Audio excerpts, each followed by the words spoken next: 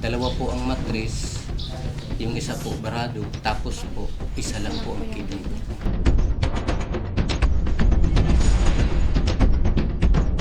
Gusto ko po na gumaling pa ako para makatulong po sa mga magulang ko. Dahil sa akin, lubog na po kami sa utang.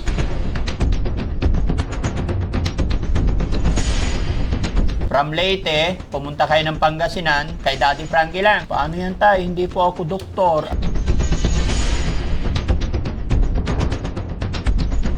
Tumatayo yung balahibo ko tay. Hindi, totoo po. Biruin mo, from Leyte, pupuntahan mo si Daddy Frankie Opo. dito na wala kang kaalam-alam.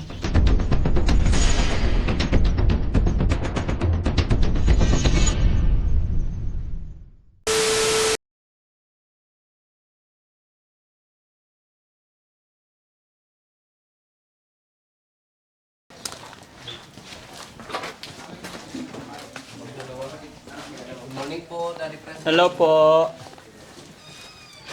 Kumusta po kayo? Sila po? Okay. Bali, Daddy Frankie, kararating lang namin dito no 11 po ng gabi. Galing po kami sa Leyte. Saan kayo galing? Leyte po. Leyte. Opo. Sa Barangay Bukidharo, Leyte. Malayo pa po sa Tacloban. Nangyari po 3 taon na po. Pabalik-balik kami sa ospital sa Leyte, sa Tacloban. Ngayon po, wala na talaga kami ibang mapuntahan dahil halos naibinta ko na po lahat ng mga pwedeng ibinta para sa anak ko. Opo. Yung last po na sabi po ng doktor ng last na nakumpay, nandito po lahat mga doktor. Hindi raw po nila kaya. Hindi kaya sa Hospital po nila. Ng Sa amin ang operasyon dahil Leyte. opo, dahil dalawa po ang mattress, yung isa po barado, tapos po isa lang po ang kidney. Okay. So, matanong ko lang tayo, pangalan niyo po? Eduardo po, Darius. Eduardo. Asawa niyo nasaan? Nasa Leyte po. Nasa Leyte. Taga Leyte po talaga kayo. Opo. Bakit kayo nandito po sa Pangasinan? Dahil, yun nga po, nakasubaybay po ako sa Team Daddy Frankie. Opo. Ngayon po, yun na lang po talaga ang sumagi sa isipan ko na punta tayo kay Daddy Frankie para matulungan tayo ng madugtungan ang buhay ng anak. So, taga Leyte kayo, sir. Sino pong tinuloyan niyo rito? Ito pong anak ko po. Yung anak nyo taga dito? Nakapangasawa po ng taga rito po sa Ang Pangasinan. anak niyo nakapangasawa ng taga Pangasinan. Opo, si- So, kayo taga Leyte, Opo. pumunta kayo ng Pangasinan from Leyte para punta lang kay Daddy Frankie. Opo. Balita ko po, 2 times na raw kayo nagpunta doon sa amin. Nung last na punta namin po nung Webes, alas 3 pa lang po kami dito umalis. Hindi po kayo namin dinatnan. Mm. Nung pabalik na po kami, ang pera namin hanggang Dagupan lang. Mula Dagupan hanggang dito po nilakad namin. Patay. Opo, nilakad po namin. Dahil 8 na lang po ang pera namin. 8 na lang. 8 pesos. Sino nagpapakain dito sa inyo? Ito po, Yung anak, yung manugang nyo. Nakakaawa naman. Anong pangalan na anak nyo? Rochelle. Michelle. Rochelle. Lahat ba na lahat yata ng nagngangalang Rochelle magaganda? Sabi po. Ha? Si Ma'am Rochelle po. Ma'am Rochelle, oh maganda. Anak nyo maganda. Ilang taon si Rochelle? 21 po. Kumusta ka naman Rochelle? Okay lang po pag malapit na po yung dalaw ko. Hindi na po ako makatayo. Masakit pong dito ko. Tapos nahihilo. Kailan nagsimula yan? Nung nung 19 years old po ako. So, ilang taon ka na ngayon? 21 po. 23 years na po itong karamdaman ko. So, anong mga nararamdaman mo ngayon? Ngayon po, parang masakit pa lang yung mga dito ko. Dahil, dadating na naman po yung dalaw ko. Ganun. Parating na naman. Opo. Dalawa mattress niya? Andito po lahat ng mga record. Saang ospital na po kayo nang galing tay? Maraming ospital na po sa Kabalawan, Sistoniasis, Sa Shalom. sa Shalom po, Sa Divine. sa Shalom, tapos sa Simples. Dalawang private po kasi po naniwala po kami, sasabi po ng iba na sa private kayo para mapukusan. Doon nabaong kami sa utak. Kasi sa private po, 7 days, ang bill 87,000 bukod po sa doktor. Mm. Ngayon, doon po kami nagkabaon-baon sa utang sa kagustuhan po namin mag-asawa na gumaling po. Mm. Nangutang po kami talaga. Ilan po ba anak nyo, tay? 6 po. Parang ang bigat ng dinadala ni tatay. Gaano ba kahirap? Okay lang po. Laban lang, tay. So, from Leyte, pumunta kayo ng Pangasinan, Apo. kay Daddy Frankie lang. Apo. Ano bang gusto nyong ihilingin kay Daddy Frankie? Sana po mapagamtan na po. Paano yan, tay? Hindi po ako doktor. Anong pwede kong gawin? Ano bang sabi ng mga doktor na pinanggalingan nyo? Saan ba talaga dapat dalhin? Ang libre daw lang po sa public sa Maynila.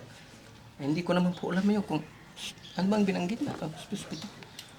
Sa ano na po sa PGH. PGH. Sa PGH, Oo, sabi nila. yun. May recommendation po ba kayo? Wala nga po, hinihingan ko po ng referral yung doktor. Hinihingan po kami Hinihingan po bayad. kami ng 1K. Nagbibigay daw po siya ng referral. Sabi ko, Sinong doktor yan? si Ortega po, Doktora Ortega, espesyalista po sa Obigaini. Saan siya? Sa- Simples po. Sa Simples. Kaya po sabi ko, ba't naman ganun po, Dok? Yung pamasahe nga papunta rito sa pagkuha ng mga result. Hiniram niya itong mga result, ayaw pa nga ibigay. Mm. Sabi ko, ba't hindi mo bibigay yung mga result ng anak ko? Eh, yun ang ipapakita namin doon sa Maynila. Mm-mm. Sabi niya, ipasirox mo sa inyo yung Xerox. Sabi, ba't sa amin yung Xerox? Kami ang nagbayad sa lahat ng mga laboratory. Ba't sa'yo ang original? Mm. Parang mali naman yata po yun, sabi ko. Mm.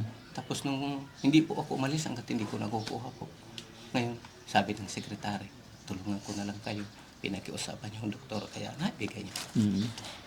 Anong gagawin ng doktor dyan? Bakit hindi niya ibigay? Siguro pag-aaralan niya kasi siyempre nagtataka rin siya, 2 matris. Mm. Sabi niya, sa 1 milyon, sa 1 milyon katao, Isa lang meron. meron po. Natsambahan lang po dito sa anak ko. Kaya hindi po nakapag-aral.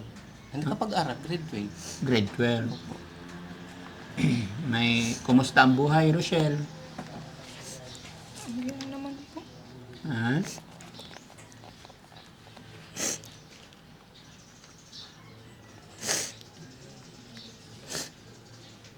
Gusto ko pong mag-aaral pero lubog lang po kami sa utang. Gusto ko po na gumaling pa ako para makatulong pa sa mga magulang ko. Dahil sa akin, lubog na po kami sa utang. Ano bang trabaho ng mama at papa mo before? Si Papa po nag-ano lang po, nagsasanggot yung sa tuba. Yung sa nyug po. Tapos si Mama sa bahay lang. Leyte, malayo, no? Talagang pumunta pa kayo dito. Humingi lang po ako ng tulong sa vice mayor po namin. Kaya na binilang kami ng ticket sa aeroplano. Yun lang po ang binigay. Oo. Tapos, umutang po ako sa pamangkin ko ng 5,000. Tapos yung isang pamangkin nagbigay ng 1,000. Bali naging 6,000 ang pera ko po. Iniwan ko po sa probinsya yung 3,000. Para sa po, kasi may nag-aaral pa po ako grade 3. Moving up po ngayong 31. Iniwan ko po yung 3,000. Yung 3,000 po, yun na pong ginamit namin papunta po sa airport doon sa Leyte. Nang dumating po kami dito, papunta na rin po dito. So ngayon, magkano pera? Ay wala po. Wala na. Naglakad nga lang po kami nung babies. Galing nagupot punta rito. Ito'y naalala ko kasi sabi ko, kasi hinihingal siya. Sabi naman ng anak kong isa, yung lalaki, mahirap naman kung mag-hitch ka. Pwede mo makita yung ano, Ito po, tay? ito po. Lahat po, ito. Si, Kuya Rick, pwede bang pakibasa yung mga yan? Yan Dito po, ka, sa ibabaw ang ticket po. O, tignan mo lang kung... Pasensya ka na, tay. Gusto ko lang rin makita. Alam niyo po, nangailangan ako ng mga patunay. Andiyan po lahat. Andiyan po lahat siya. Kasi, alam niyo yung buhay ngayon, tay, maraming mga gumagawa ng paraan para makapanlin lang minsan. Kaya pasensya na kayo, kailangan ipabasa ko. Ito po yata yung ticket sa aeroplano na. Yan, andiyan po lahat. Basa to. Pati yung last po, Tignan mo lang kung ano. yung last po na 3D ultrasound po na hiningi ni Ortiga. Oo. Doon pa po na kami nagpatingin. So, ang sabi ng mga doktor na pinanggalingan nyo sa PGH, Opo, yun po ang sabi ni Dr. Ortiga dahil yun daw lang po ang libre. Sabi ko naman po, ay hindi ko naman po alam ang Maynila po, sir. Sabi ko, papatulong na lang tayo. Tingi lang tayo ng tulong. Kasi nga po, Daddy Frank, hindi ko po iniisip ang mga utang. Ang Opo. iniisip ko lang po, gumaling ang anak ko. Opo. Yun po talaga ang priority ko. Bahala na po yung mga utang mapapakiusapan ko. Opo. Makapaghintay naman yan. Po. At makakapagtrabaho ko kahit paano, kahit so, Yung anak nyo po dito, anong trabaho? Rider po sa Plus. Ano po? Rider po sa Plus. Rider sa plus. Opo. Ano yun? Yung pang parcel. Okay. Parcel. Umiiyak si Rochelle. Ilang taon ka, Rochelle? 21 po. 21. Sayang, di na napagtuloy ng pag-aaral, no? Yung ginastos sana sa ospital, dinagdag na sa pang-aral mo. College ka na sana. Ano, huwag kang mawala ng pag-asa, no? Kaya, ha? Bumiyahe pala sila nung February, nung March 11, Opo. Tacloban to Manila. Ito yung ticket nila, Daddy Frankie. Mm-mm. Tapos may mga result ng OB-GYN, Oo. ultrasound, September 27, June 12. So may ultrasound yung mga hospital. Okay. Tapos meron din MRI result sa pelvic without contrast. Okay. So, complete yung documents niya, Daddy Frankie, para ma-check ng Okay. Kahit at least nagsabi ng totoo si tatay. Pasensya ka na, tay, ha? Balik mo, bro. Okay. So, desidido ka ba, tay, na gusto mo talagang dalhin sa PGH yung anak mo? Kung yun po ang Yun ang sinabi ng mga doktor sa PGH kayo nire-repair.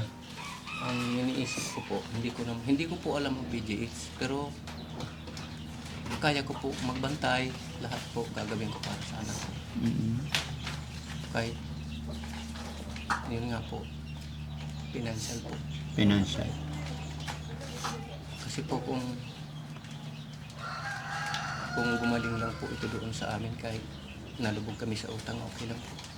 Wala naman po akong ibang pinagdarasal, kundi ang gumaling lang po ang anak ko. Masaya na po ako doon. Yun lang. Sana po gumaling. Sana. Sana. Walang imposible kay God. Araw-araw ko pong pinagdarasal. Kasi lahat po ng problema parang pero hindi ako nagtatampo kay Lord. Opo. Ang sinasabi ko lang po, parang nasubrahan na po. Yung asawa ko, 2 taon din po nagkasakit dati. Sa hindi malaman kung anong kadahilanan. Yung mga kuko niya natanggal sa paa. Pagkatapos sa paa dito. Pagkatapos dito sa ulo.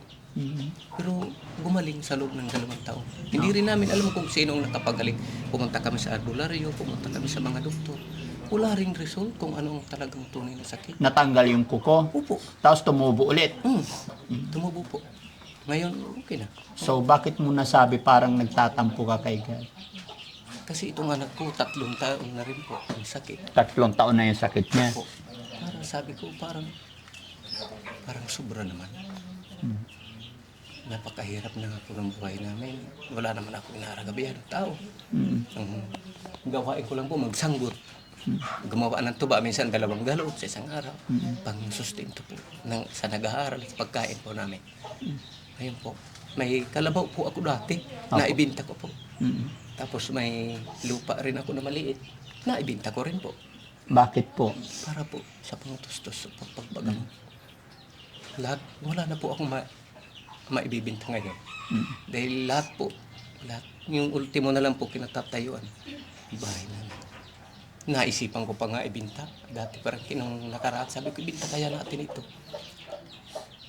Sabi naman ng mga kapatid ko, paano yan? Saan kayo titira? Kaya, yun po ang naging desisyon. Sabi ko, punta na lang tayo kay Daddy Frankie. Kahit hindi natin alam. Tama-tama naman po yung anak ko, nakapangasawa dito. Sabi ko, ito na sigurong, kumbaga, gabay ni Lord na yung anak ko nakapag-asawang taga Pangasinan. Kasi alam ko naman po, nakikita ko araw-araw mga pinopost po ninyo. Sabi ko, doon pala ito sa Pangasinan. Si Daddy Frankie, punta na lang tayo doon. Dumatayo yung balahibo ko tayo. Hindi, totoo po. Biruin mo, from Leyte, pupuntahan mo si Daddy Frankie Opo. dito na wala kang kaalam-alam. Totoo po. Totoo po. Wala na po Dumatayo yung balahibo ko, mga kababayan, mga kabarangay. Sana loobin ng Panginoon na makatulong tayo sa pamilyang ito, tsaka kay Rochelle. Napakagandang dalaga, may pangarap, pero sadyang sinubok ng panahon. No, Rochelle? Mag-pray ka lang. Huwag mong gagayahin si tatay na may tanong kay God. Kailanman tayo, wala tayong karapatan magtanong kay God. Tay, alam mo po, kahit minsan, ni katiting hindi nagkakamali si God. Hindi po niya ibibigay yung pagsubok na yan kung hindi nyo po kaya. No? Lahat ng problema, nalalagpasan. Habang may buhay po, may pag-asa. The more na binibigyan tayo ng pagsubok, the more na dumadaan tayo sa mga pighati, mas lakasan natin ang kapit natin kay God. No? Hindi po tayo bibiguin ng ating Panginoon as long as nagtitiwala at tumatawag tayo. Tumawag lang tayo sa Kanya. Yung bigat, gagaan. No? Siya lang po ang kalutasan. Kung sino man yung mga naisip nating tao, nalapitan, sila'y mga instrumento lamang. Gaya po ng sinabi mo, nagkasakit yung asawa mo 2 years, nawala yung mga kuko sa paa hanggang sa kamay, pero hindi mo alam kung paano siya gumaling dahil po yan sa power ng ating Panginoon. Ito na lang isipin mo, Day. Bakit ka nakarating dito from Leyte, napakalayo, pupunta ka kay Daddy Frankie, nakarating ka na hindi mo naman alam, di ba? So, ibig sabihin, gumagawa si God unti-unti. Lahat ng mga hiling natin, hindi na po pwedeng gusto ko ng ganito on that time, andyan na hindi. Kailangan pagsikapan natin ang lahat. No? Okay lang si Rochelle. Rochelle, nakita ko si tatay mo, talagang masigasig siya, samahan ka kung saan-saan. Pwede bang mailarawan si tatay? Anong klaseng tatay siya para sa iyo?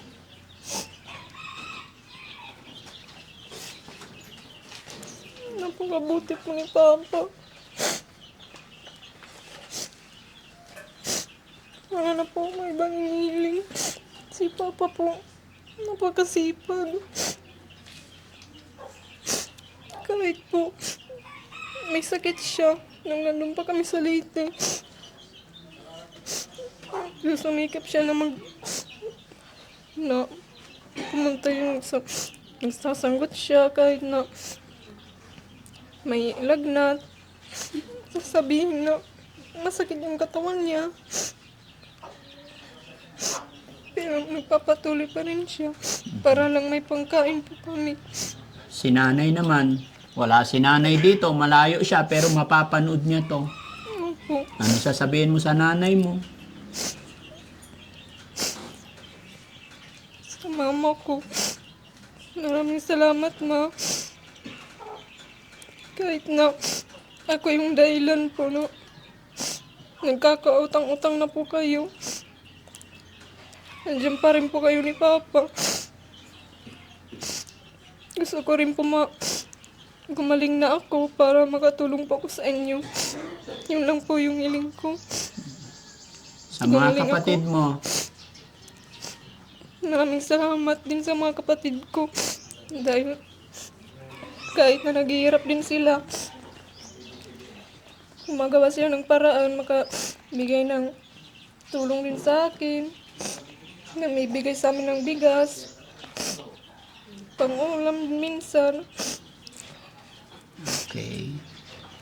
So, ang solusyon na lang nito tayo, last option natin, PGH. Opo, yung Ang, sa akin, ang problema, hindi nyo alam pupuntahan nyo doon. wala naman po kami matutuluyan din po. Tapos problema, siyempre pagkain. Honey, May bakante pa ba doon sa building? May bakante, ano? Naawa ako eh. Tulungan natin sila. No? So, ganito naisip ko tayo. May paupahan ako sa Makati. May bakante na isang room. Bibigay ko kayo. Habang nagpupunta kayo sa PGH, habang magpapa-consult kayo doon kayo tutuloy. Yung pamasahe nyo, every biyahe nyo mula PGH hanggang sa bahay ko, tutulungan namin kayo. Pag wala kayong check-up, halimbawa, habang nagpapagamot kasi kayo tayo, kailangan doon kayo sa Maynila nakatira. Bibigyan ko kayo ng bahay doon pansamantala na matuluyan para malapit lang ang PGH. Sasagutin namin pagkain ninyo araw-araw. Andyan si Mami Rochelle. Wala ako doon sa Makati. Bihira ako doon. Although nauwi ako doon once a week para ma-monitor kayo, pero most of the time mag-a-assist sa inyo si Mami Rochelle. Pero may hanap buhay din kami. Alam kong kayang-kaya mo yan, tay. So support kami sa gastusin mo, sa bahay mo, sa pagkain ninyo. Pero yung sa ospital, libre naman po yun, tay. Yun ay ilapit natin sa gobyerno, sa government natin. May mga malasakit center. Kailangan magtulungan tayo. Tutulungan ka namin sa titirhan mo. Sa una, ihahatid ka ng mga driver ko. Tuturuan ka nila kung paano mga sakayan or sa Grab, i-assist ka namin. May cellphone naman kayo? Very good. Naiyak ako kay Rochelle, mga kababayan. Naiyak ako sa mag-amang ito. Kasi biruin nyo from Leyte, pumunta lang dito kay Daddy Frankie. Instead na diretso sila sa PGH. Pero syempre, sabi ni tatay, bago sila nakarating dito, naglakad na sila ng kalayo-layo. Dahil 8 pesos na lang pera nila. Paano nga naman sila magkakaroon lakas ng loob pumunta ng PGH? Ni pagkain, wala na sila. Buti na lang may manugang silang natuluyan dito. Pero mga kababayan, mga kabarangay, pagka ganitong mga tao na nagsusumikap talaga, gustong gumaling, ang aking masasabi lang, ipag-pray natin sila at gagabayan natin sila. Gagawin namin yung aming makakaya. Meron naman akong malit na bahay sa Makati. Makakatuloy kayo doon, tay. No? So, anong masasabi ni ito yung first step natin, Rochelle. Dadaling ka namin sa Maynila and then pupunta tayo sa PGH. Maraming salamat po, Daddy Frankie. Sikapin ko po na nalakasan ko po ang loob ko. Na gumaling. Para makatulong na din kay Papa. Pray ka lang. Opo. So, kailan nyo po gustong pumunta tayo?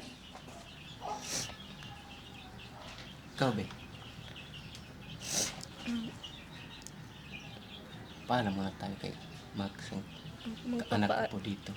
Darating po mamaya alas 4 po. So, mga kababayan, mga kabarangay, bago magtuloy-tuloy, ako'y magpapasalamat din kay Sir Rick Aningat.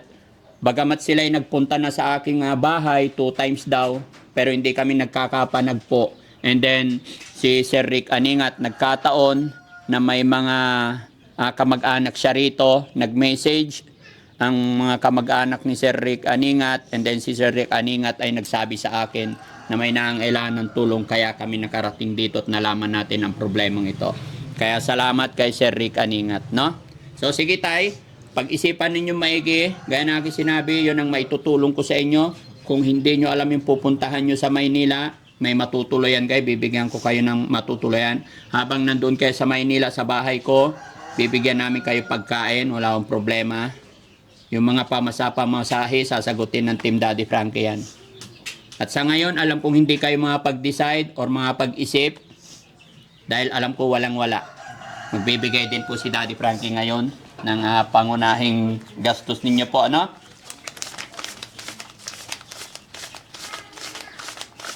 Okay. Tayo, 5,000 para makapag-isip po kayo kung anong unang gagawin. Siguro naman, bago maubos yung 5,000, nandoon na tayo sa Makati. Kahit mga Sabado na ngayon. Sabado ngayon tayo. Sa Luis na tayo. Siguro naman kaya nyong bumiyahe pa Makati, mag-bus. Hindi nyo pa alam? Hindi po namin alam yan. Hindi nyo alam? Sige, pag-iisipan ko rin. Kukunin namin ang cellphone number, contact nyo after ng usapan natin. Hindi lang yan, tay. Meron pang isang taong nagpapaabot sa inyo ng tulong na ito. Bagamat hindi na po siya nagpapabanggit. Isang taong mabait, kaibigan natin. Para sa inyo rin daw to. Salamat po. Maraming salamat po sa inyo. Gaya ng aking sinabi, tay, hindi tayo bibigyan ni God ng mga pagsubok na hindi natin kaya.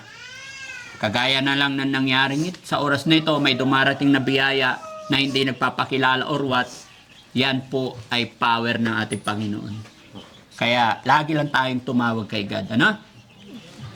Lakasan mo ang loob mo, Rochelle. Ilang taong ka ulit? 21 po. Anong pangarap mo sa buhay? Marap ko lang po simple lang po. Gusto ko lang po makapagtrabaho. Gusto ko sana makapag-aral. Pero mas unahin ko muna tumulong kila Papa pag gumaling na ako. Okay. Rochelle, i-upload namin to, i-upload namin to sa social media, mapapanood ng ating mga kababayan. Lalong-lalo na sa'yo, Rochelle. Ano ang gusto mong sabihin? Nanamagan po ako sa mga viewers po ni Daddy Frankie. Sana po matulungan niyo po ako. Baon na po kami sa utang. Maraming salamat po sa mga tutulong sa amin. Nagpe-pray lang po ako palagi. Salamat po sa inyo. Okay. Sige, ito yung simula ng mission natin, tay. Simula rin pagtawag natin sa ating Panginoon. Ano po? So yun mga kababayan, mga kabarangay, ito po yung simula ng tagpo at nagkaroon ako ng idea kung paano natin sila matulungan. Ito po yung maipapangako na inyong lingkod mga kababayan kasama si Mami Rochelle na i-assist namin sila sa PGH, lahat ng titirhan nila, pagkain nila, mga pamasahe. Yun ang paunang masasagot ng Team Daddy Frankie. Sana po mga kababayan, sa mga kapanood ng bidyong ito, tulungan nyo po kami. I-share natin ang bidyong ito para mas makatulong pa tayo at mas matulungan natin hanggang sa magtagumpay kung ano man ang findings or gustong gawin ng doktor dahil ang sabi ng doktor, kailangan operahan tayo. Okay. Basta tiwala lang tayo, kailangan po suporta mo, maging masigasig tayo, gaya na aking sinabi kanina, may mga malasakit center, may mga pwede tayong lapitan para matulungan tayo. Dahil maging si Daddy Frankie, hindi ko rin kayang sagutin yung doktor na yan kasi hindi pa natin alam. Ayaw ko magsalita ng tapos, no? Pero nandito po sa likuran nyo, gagawin ko po ang lahat ng aking makakaya. Maraming salamat. Laban lang tayo. Mga kababayan, si tatay, kalalaking tao kanina, umiiyak na eh, no? Gaano ba kahirap tayo? Sobrang hirap po. Sobrang hirap. Hindi masama umiyak tayo. Lahat ng bigat, iiyak lang natin yan. Isang guni lang natin kay God. Ano po? Oh, sa 3 taon ba naman po, pabalik-balik? Po? Sa 3 taon na pabalik-balik na sa ospital. Oo. Kumbaga, talagang, sa akuan, lupay-pay na talaga. Lupay-pay na. Itatayo natin yan, tay. Kumbaga sa halaman, didiligan ni Daddy Frankie para maging strong ka pa. Salamat po. Di ba? Maraming salamat po. O, sige. Be strong tayo. Yon, muli po mga kababayan, mga kabarangay. Thank you kay Sir Rick Aningat dahil nakilala ko ang pamilyang ito. Siyempre, salamat din sa aking team na walang sawang sumusuporta sa akin. At thank you kay God. Lagi tayong malakas. Ilayo tayo sa anumang kapahamakan, anumang disgrasya. Nawa po ay tuloy-tuloy para mas makatulong pa tayo. Daddy Frankie po mga kababayan, anak ng Pangasinan, from Pangasinan, mabuhay po tayong lahat. At syempre mga kababayan, sa mga nanonood ng bidyong ito, pakisupport po si Aling Rochelle Vlog sa kanyang YouTube channel, ganun din sa kanyang Facebook page. Honey, shoutout mo sila? Ayan, shoutout po sa lahat at ayun po, tulungan po natin ang ating mga kababayan na nangangailangan. Please share, follow lang po. Ayun, paki-heart po ang mga bidyong ito at paki-share po para mas marami pa tayong matulungan. Maraming salamat po sa inyo. Sa'yo ang tunay na kaibigan, tutulong sa iyo. Daddy Frankie, hanggang sumalo.